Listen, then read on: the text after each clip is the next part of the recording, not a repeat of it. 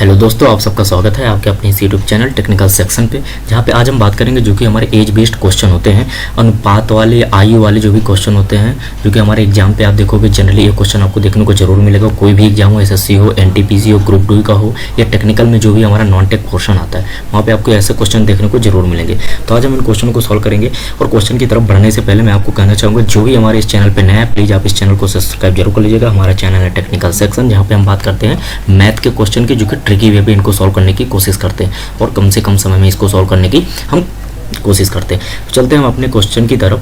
हमारा क्वेश्चन बोल रहा है कि विशाल तथा शेखर की वर्तमान आयु का अनुपात क्रमशः 14:17 है।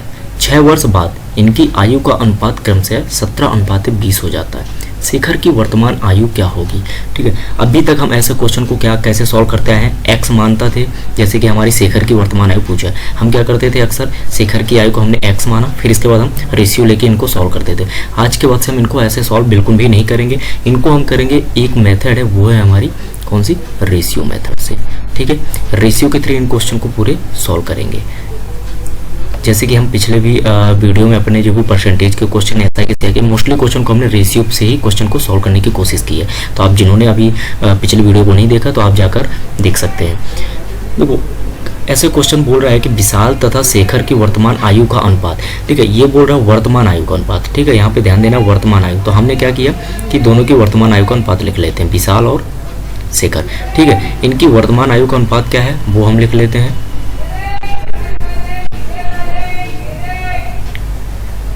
तो इनकी जो वर्तमान आयु का अनुपात है वो हमें दिया हुआ है 14:17। ठीक है, तो हमने ये लिख लिया 14:17।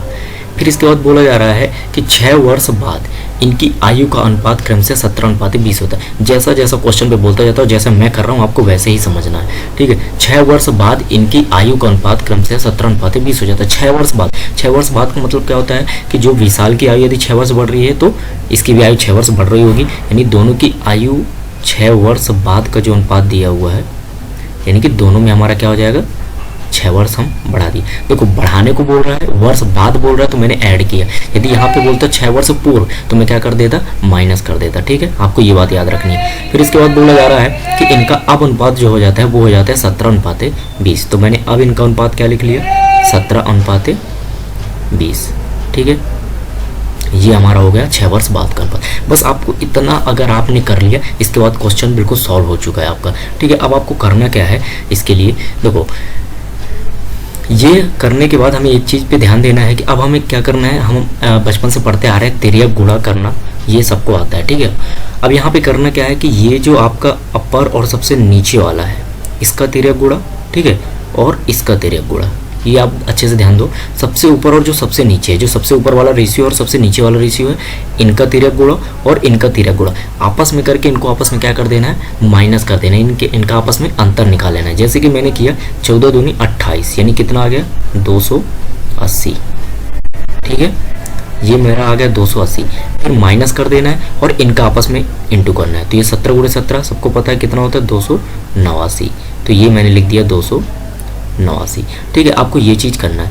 आपको ये ध्यान नहीं देना है कि ये 280 पहले लिखना है, 200। आप चाहो तो पहले इसका इंटू कर लो, फिर माइनस करके इसका कर दो, इससे कोई फर्क नहीं पड़ने वाला। ठीक है, फिर इक्वल करके आपको करना क्या है, अभी आपने क्या किया, ऊपर वाले का और नीचे वाले का मल्टीप्लाई करके माइनस किया। अब क्या करना आपको, ये जो ये नीचे और बीच वाला है, ठीक है, नीचे और बीच वाला, इन दोनों का आपस में क्या करना है, मल्टीप्लाई करना है और इनका आपस में डिफरेंस कर देंगे। यानी जैसे मैं इसका मल्टीप्लाई करूँ तो ये कितना आ जाएगा, 120। ठीक है, ये आ जाएगा हमारा 120। माइनस करके मैं इसका आपस में मल्टीप्लाई करूंगा, 17 × 6, ये कितना हो जाएगा, 102।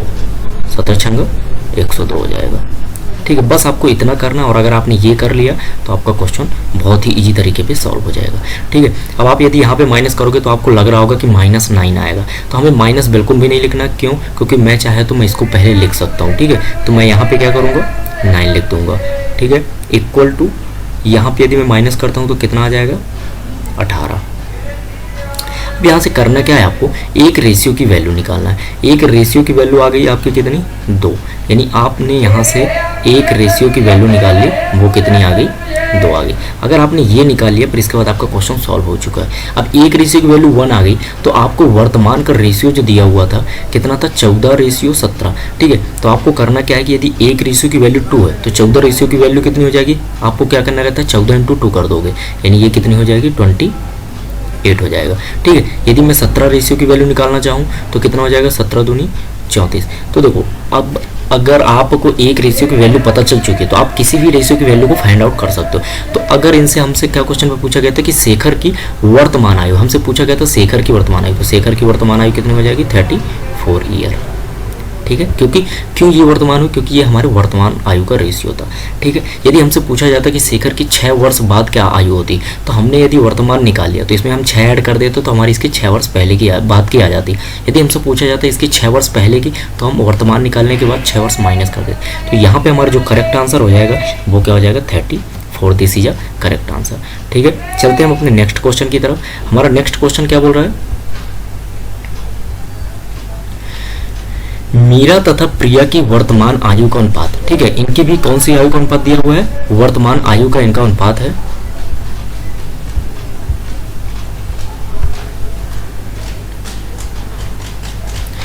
मीरा तथा प्रिया की वर्तमान आयु का अनुपात 3:4 है। ठीक है, 10 वर्ष पूर्व, ये ध्यान से देखो आप, 10 वर्ष पूर्व इनकी आयु का अनुपात क्रमशः 4:7 था।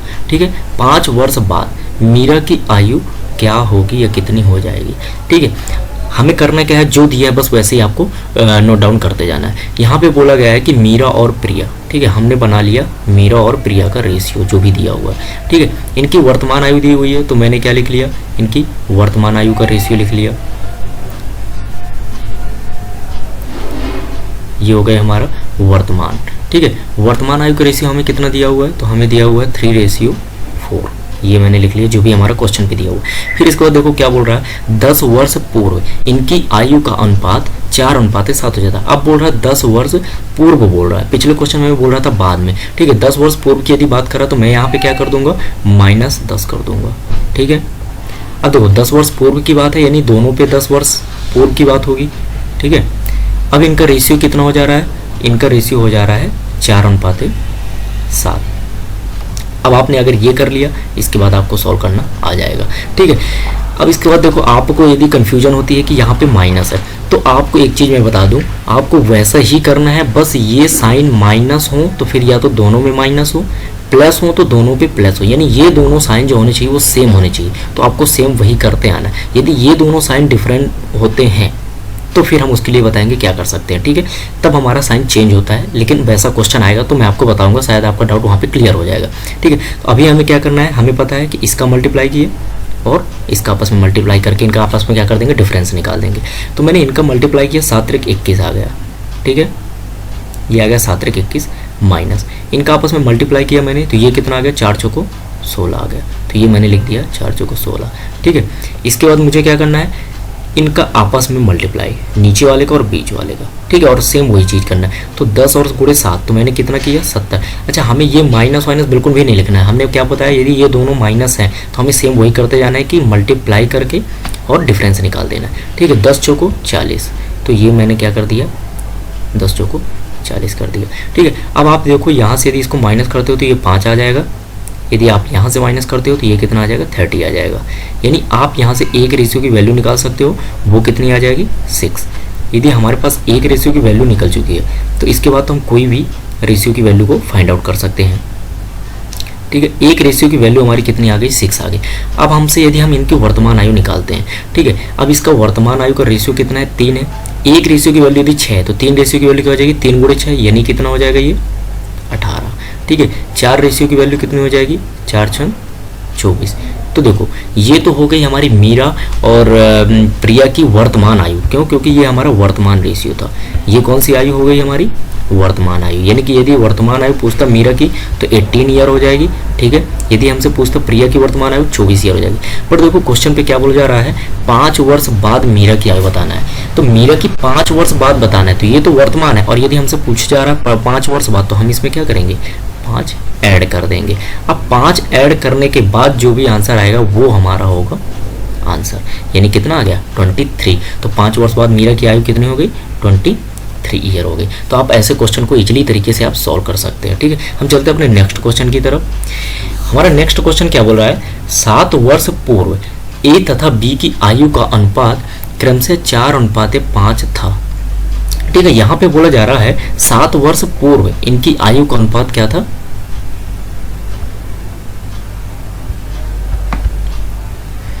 देखो 7 वर्ष पूर्व ए तथा बी की आयु का अनुपात क्रम से 4:5 था तथा 7 वर्ष बाद, ठीक है, इनका अनुपात कितना हो जाता है 5:6 हो जाता है। बी की वर्तमान आयु क्या है, देखो तो सबसे पहला काम जो क्वेश्चन पे बोल रहा है वो लिखो। इस बार हमें वर्तमान आयु का अनुपात नहीं दिया, इस बार ये बोला जा रहा है 7 वर्ष पूर्व, तो मैं यहाँ पे क्या करूंगा ए और बी का अनुपात लिखूंगा। ठीक है, ए और मैं बी का अनुपात लिखूंगा कब, बिफोर 7 ईयर। ठीक है, हम बात करेंगे बिफोर 7 ईयर की। जो क्वेश्चन पे बोल रहा है आप वैसे ही लिखो।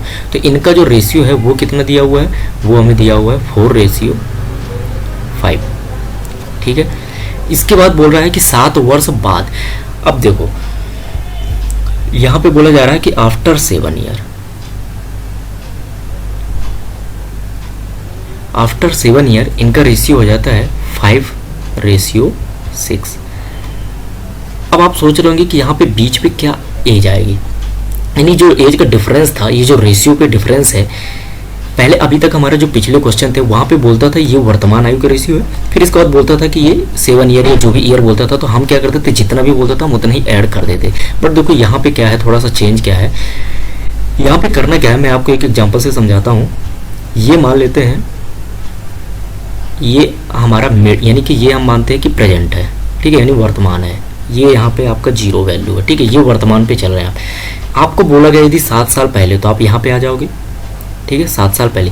यदि आपको बोला गया है 7 साल बाद, यानी आप 0 से ही काउंट होगा 7 साल बाद, ये प्रेजेंट है। ठीक है, आप पीछे जाओगे 7 साल, और यदि बाद बोला तो आप आगे जाओगे। तो देखो अभी तक क्या होता था कि हमारा प्रेजेंट से पूछता था कि 7 साल बाद, तो हम क्या करते थे डायरेक्टली 7 ऐड कर देते थे। बट इस बार जो रेशियो है, एक तो यहाँ का रेशियो दिया हुआ है 7 वर्ष पहले का, और एक रेशियो हमारा यहाँ का दिया हुआ है, यानी कि इन दोनों रेशियो के बीच में जो एज का डिफरेंस है, आयु का डिफरेंस है, वो कितने ईयर का है। तो देखो आप 7 साल इधर है और 7 साल इधर है, यानी अगर मैं टोटल की बात करूँ तो टोटल कितने साल की बात हो रही है, 14 साल बाद। यानी कि 7 साल से -7 साल से यदि मैं देखता हूँ तो 14 साल बाद ये रेशियो बनेगा। ठीक है, तो ये चीज़ का बिल्कुल जरूर ध्यान देना है, क्योंकि हमारे पेपर में ऐसा क्वेश्चन होता है, हम कंफ्यूज होकर हम क्या कर देते हैं डायरेक्टली 7 ईयर ऐड कर देते हैं, तो हमारा क्वेश्चन गलत हो सकता है, गलत होगा ही।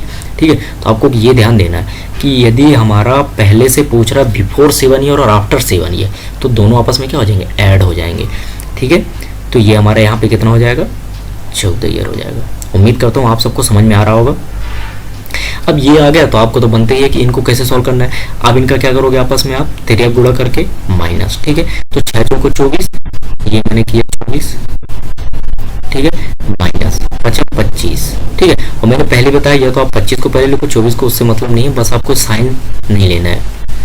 ठीक है, यहाँ पे अगर आप इनका मल्टीप्लाई करोगे तो ये कितना हो जाएगा, 14 छंग 84। ठीक है, और इसकी बात करोगे तो 14 पंचे कितना हो जाएगा, 70। अब आपका काम क्या होगा, यहाँ पे एक -1 नहीं, ओनली 1 लिखेंगे।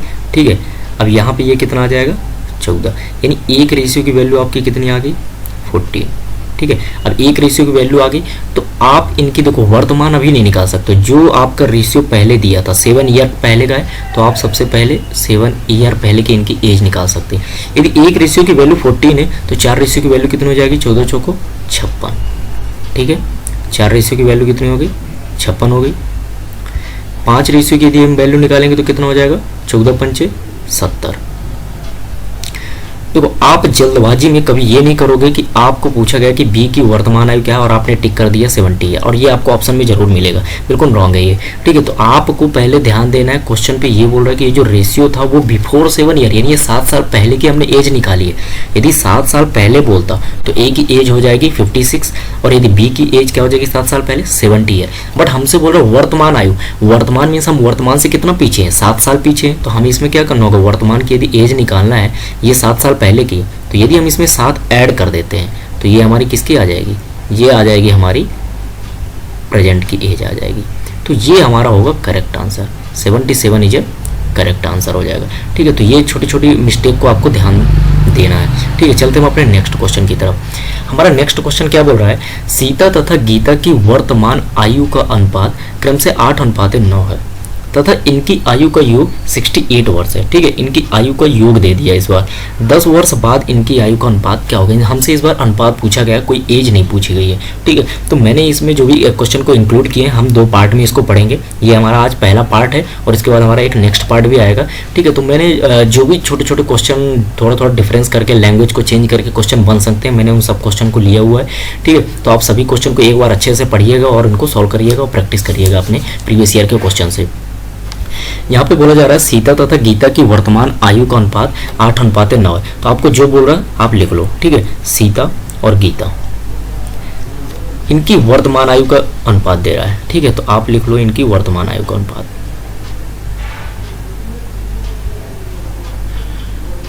ठीक है, इनकी वर्तमान आयु का अनुपात कितना है, 8:9। ठीक है, अब बोल रहा है इनकी आयु का योग। देखो, इनकी आयु का योग यानी कि दोनों जो सीता और गीता की आयु होगी उनका योग दिया हुआ है 68 ईयर। ठीक है, अब आप कैसे पता करोगे, तो देखो यदि इनकी आयु का योग 68 है तो जितना आयु का योग आएगा वही हमारा इनका रेशियो के योग के इक्वल हो सकता है। ठीक है, तो हमारा जो इनमें सिंपली क्या करना है, जब भी आपको योग या डिफरेंस देता है तो जो भी उनका रेशियो है, आपको क्या करना है, उनको ऐड कर देना। यदि आपको दिया हुआ इनकी आयु का योग तो इनके रेशियो का योग निकाल लो आप। तो इनके रेशियो का योग कितना आ रहा है, 17।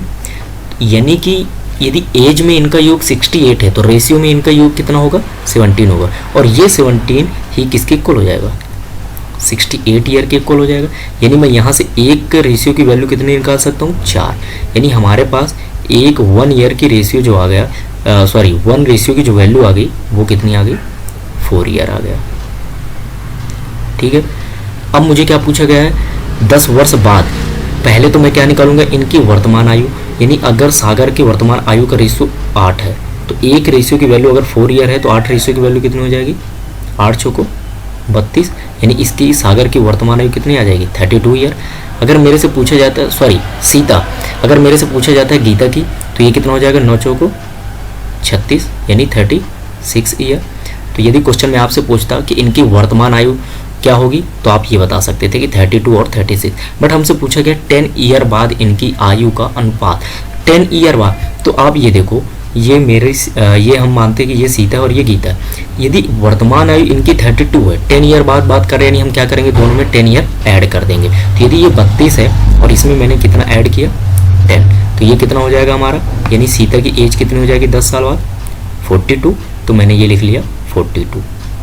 ठीक है, हमें रेशियो निकालना है तो दोनों को रेशियो पे लिखेंगे। यदि मेरे से गीता की भी 10 साल बाद पूछा जा रहा है तो मैं इसमें भी क्या कर दूंगा, 10 साल ऐड कर दूंगा। यानी यहाँ पे कितना आ जाएगा, 46 आ जाएगा। तो ये मैंने लिख दिया यहाँ पे 46। ठीक है, अब इनका रेशियो पूछ रहा है तो मैं इनको कैंसिल आउट कर दूंगा, 2 दूनी 4, 2 एक कम 2। ठीक है, 2 दूनी 4 और 2 तियाँ 6। यानी हमारा रेशियो कितना आ गया, 21 रेशियो 23। तो आप कैसा भी क्वेश्चन पूछे, अगर आपको कॉन्सेप्ट पता है कि कैसे सॉल्व करना है तो आप कोई भी क्वेश्चन को इजी तरीके से बहुत कम समय में आप इन क्वेश्चन को सॉल्व कर सकते हो बिना XYZ माने। ठीक है, चलते हम अपने नेक्स्ट क्वेश्चन की तरफ। हमारा नेक्स्ट क्वेश्चन क्या बोल रहा है, राम की आयु उसके पुत्र की आयु की 3 गुनी है। ठीक है, क्या बोल रहा है, आप क्वेश्चन को ध्यान से सुनिएगा। तथा उसके पिता की आयु की 2/5 है। तीनों की औसत आयु इस बार दी हुई है, हमें क्या दी हुई है, एवरेज एज दिया हुआ है, वो है 46। राम तथा उसके पिता की आयु में कितना अंतर है। ठीक है, क्वेश्चन को ध्यान से आप पहले पढ़ो, एक बार और पढ़ लेते हैं। देखो, राम की आयु उसके पुत्र की आयु की 3 गुनी है। जो बोले वो आप लिखते जाओ। ऐसे क्वेश्चन को कैसे सॉल्व करना है ये देखो आप। देखो, राम की आयु, 3 लोग हैं यहाँ पे, कितने लोग हैं, 3 लोग हैं। राम है, राम का पुत्र यानी मैंने सन ले लिया, और राम के पिता यानी फादर मैंने ले लिया। ठीक है, 3 लोग हैं। यहाँ पे बोल रहा है राम की आयु उसके पुत्र की आयु की 3 गुनी है। यदि मैं राम और उसके पुत्र पे सिर्फ रेशियो देख रहा हूँ, अभी पिता का नहीं देख रहा। ठीक है, तो उसके पुत्र की आयु की 3 गुनी है। यानी कि यदि उसके पुत्र की आयु 1 थी तो राम की आयु कितनी रही होगी, 3। यानी इन दोनों के बीच का जो रेशियो है वो कितना है, 3:1। समझ में आ गई आपको बात। फिर बोल रहा है उसके पिता की आयु की 2/5 थी। ये राम की ही आयु की बात चल रही है, ठीक है। राम की आयु उसके पिता की आयु की 2/5 थी। देखो जब भी ऐसा आता है 2/5 या 1/3 या 2/3 ऐसा क्वेश्चन आता है तो हम बहुत कंफ्यूज हो जाते हैं, ठीक है। तो इनको देखो मैं सिंपली तरीके से कैसे सॉल्व करना, मतलब सिंपली तरीके से हम कैसे इनको कर सकते हैं। करना क्या है आपको, किसकी पूछ रहा है आपको, राम की आयु, किसके रिस्पेक्ट पे बात हो रही है, यानी राम की आयु उसके पिता की आयु की 2/5 है ना, यानी उसके पिता के रिस्पेक्ट पे। यदि मैं आपको देखो सिंपली पहले लिख के बताता हूँ जो क्वेश्चन बोल रहा है, तो 2/5 है राम की आयु, ठीक है। मैं राम की आयु को आर ले लिया और उसके पिता की आयु यानी कि फादर, ये मैंने ले लिया, यही होगा। अगर आप सिंपल लैंग्वेज पे जाओगे, राम की आयु उसके फादर की 2/5 है। यदि मैं कहता हूँ फादर को आप इधर डिवाइड कर दो, ऐसा कर सकते हो ना आप, बिल्कुल कर सकते हो। ये अपने फादर को कर दिया तो यहाँ से कैंसिल आउट होगा। यानी अगर आपको देखो रेशियो दिख रहा होगा राम और उसके फादर का, वो रेशियो आपको कितना दिख रहा है, 2/5। यानी आपको जो क्वेश्चन पे दिया हुआ था कितने गुनी है या कितना है, वही आपका क्या बन गया, उसका रेशियो बन गया, ठीक है। तो आपको ये ध्यान देना है कि जिसकी पूछ रहा और किसके रिस्पेक्ट पे पूछ रहा, उन दोनों का रेशियो ही वो होगा जो कि बोलेगा इतना गुना या 2/5 या 1/3, ठीक है। तो आप यहाँ से अगर देखोगे तो फादर की यदि 5 है तो राम की कितनी होगी, 2 होगी। इसका मतलब ये होता है, देखो यदि फादर की मैं 5 मान लूँ, राम की आयु 2 हो जाएगी। क्यों, क्योंकि इसने बोला था कि फादर का 2/5, यानी फादर का 2/5 यदि मैं करता हूँ, फादर की मैंने 5 लिया तो फादर का 2/5, 5 से 5 कैंसिल हो गया, तो राम की कितनी हो गई, 2 हो गई, ठीक है। तो वही सिंपली हमारा रेशियो बन जाता है।